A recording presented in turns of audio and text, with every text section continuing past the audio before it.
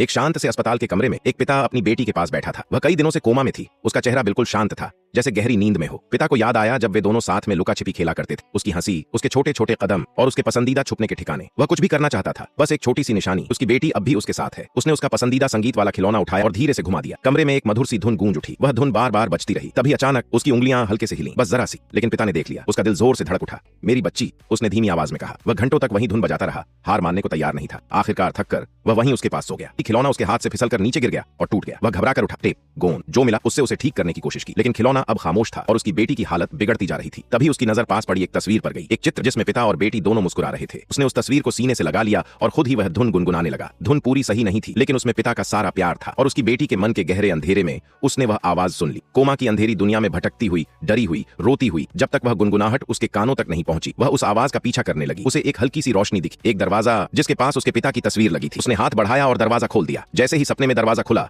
हकीकत में उसकी आंखें खुल गईं। वह लौट आई थी और वह धुन अब भी उसके पिता के दिल से धीरे धीरे गूंज रही थी।